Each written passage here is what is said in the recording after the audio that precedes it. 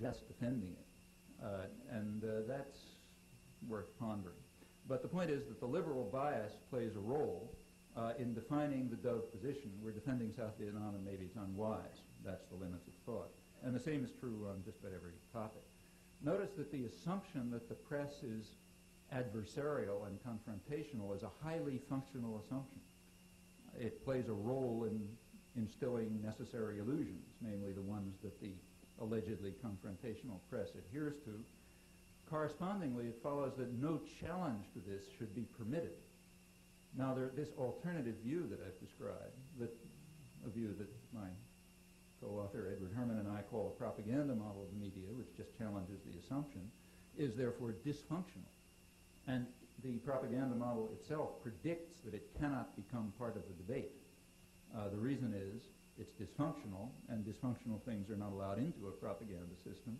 So therefore, the debate will rage, you can predict, between those who say the media are too confrontational and those who say, well, we have to tolerate them because what can we do?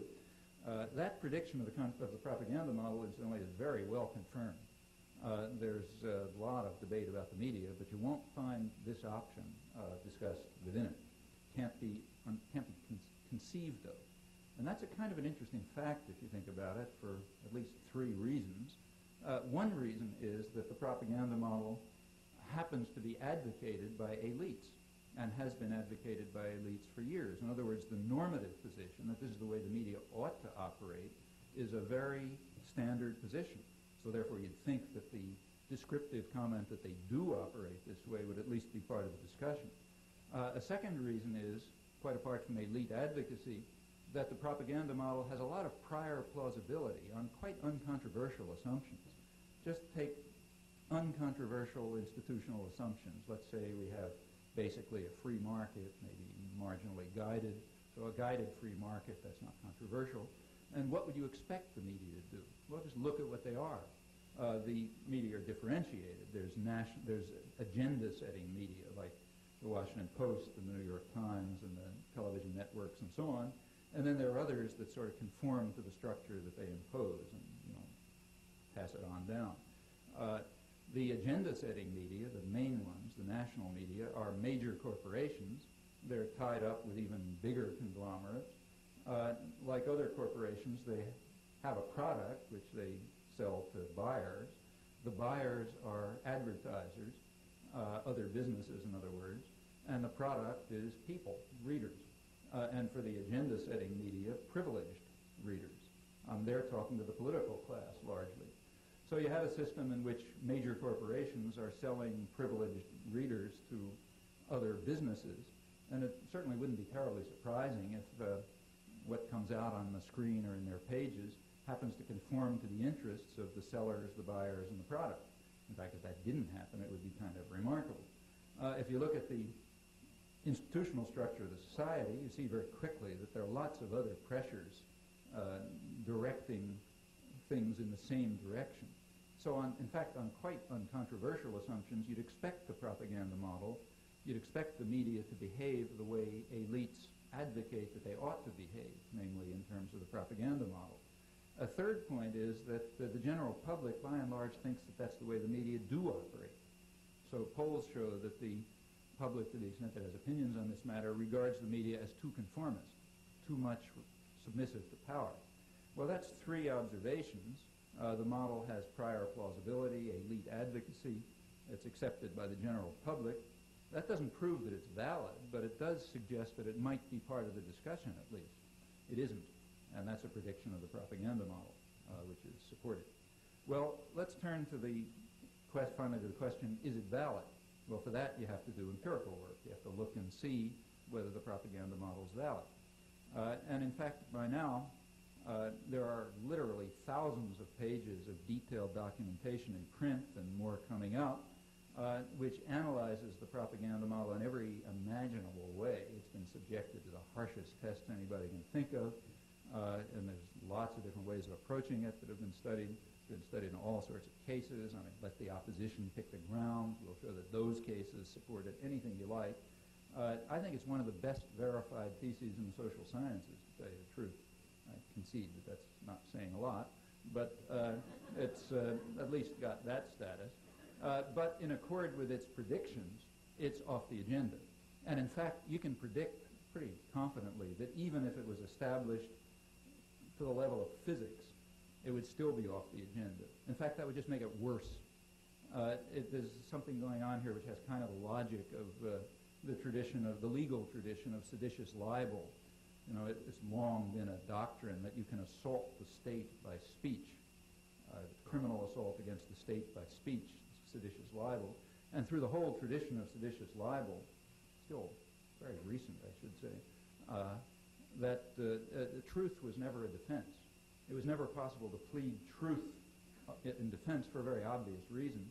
If your charges against the state are true, then the crime of bringing authority into disrespect is even greater. So therefore, truth can't be a defense. And the same is true of the propaganda model. If it's true, it's even worse, because then it's making the people so arrogant that they're going to lose the humility to submit to civil rule, so it's even worse. Well, that's a safe prediction, I think. Let's take a look at a couple of cases, and that's the way I almost hate to discuss cases because it's misleading, since you might argue plausibly I'm selecting the ones that work. You really have to see the spectrum of examples that have been studied, I think, to convince yourselves of this, and I hope you will.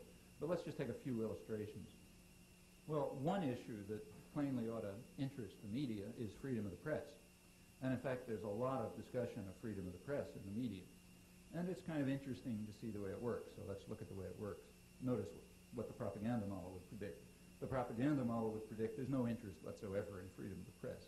There's an interest in serving power. So we'll be interested in freedom of the press when it serves the interests of domestic power and privilege, but not elsewhere. That's the prediction of the propaganda model. Well, let's take a look at the facts. Let's just take the last decade. In the last decade, there's been a tremendous amount of discussion of freedom of the press in the press. The issue that has dominated the discussion, probably more discussion than all discussion of freedom of the press elsewhere in the world combined, is the harassment of La Prensa in Nicaragua.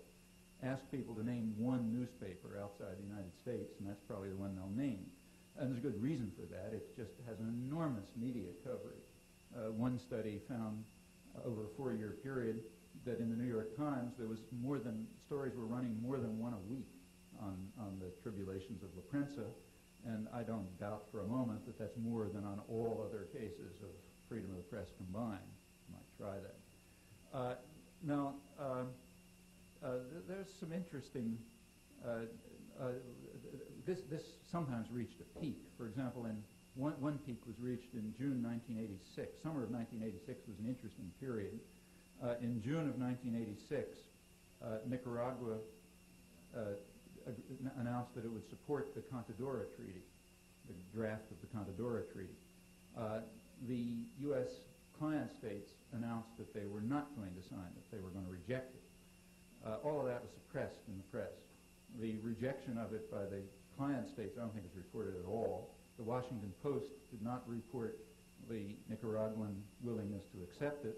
The New York Times had a couple of words about it in around the world news, marginal affairs under the framework of the Reagan administration denounces propaganda move by Nicaragua or something.